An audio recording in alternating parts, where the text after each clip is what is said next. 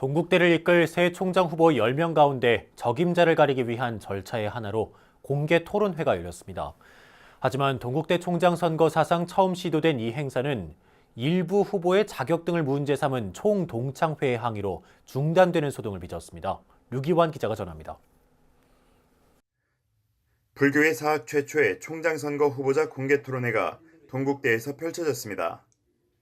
총장 선임 예정일을 열흘 앞둔 본관 중강당. 총장 추천위원뿐 아니라 동국대 동문, 교수, 직원, 재학생 등 학내 다양한 구성원들의 깊은 관심 속에 진행됐습니다. 인터넷 유튜브로 시작부터 끝까지 생중계돼 총장 선임 과정이 투명하게 공개됐습니다.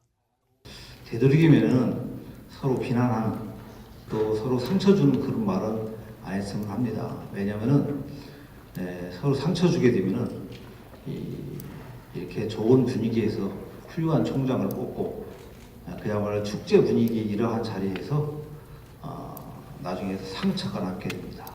10명이 참여한 토론은 시종일관 긴장된 분위기 속에 진행됐습니다. 학교 발전의 공약과 비전, 정책으로 차별점을 부각할 절호의 기회이기 때문입니다.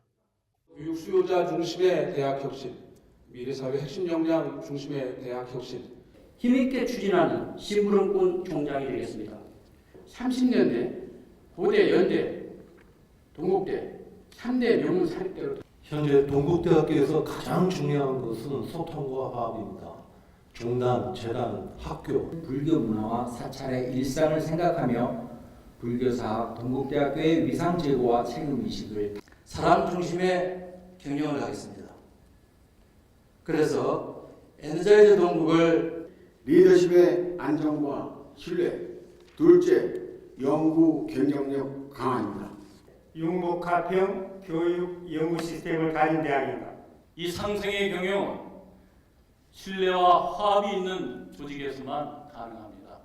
학생, 직원, 교원이 대학의 가장 중요한 자원이라고 생각합니다. 이번 토론회는 각자 준비한 모두 발언에 이어 무작위 추첨해서 질문을 골라 답변하는 방식으로 진행됐습니다. 사전에 홈페이지, SNS 등을 통해 후보들에게 궁금한 사항을 접수받아 선별했습니다. 총추위원들은 객관화된 기준에 맞춰 후보자들의 답변을 경청하며 검증에 몰두했습니다.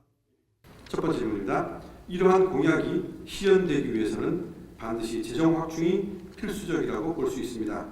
재정 확보를 위한 본인만의 차별화되고 구체화된 전략에 대해 말씀해 주시고, 두 번째 질문입니다.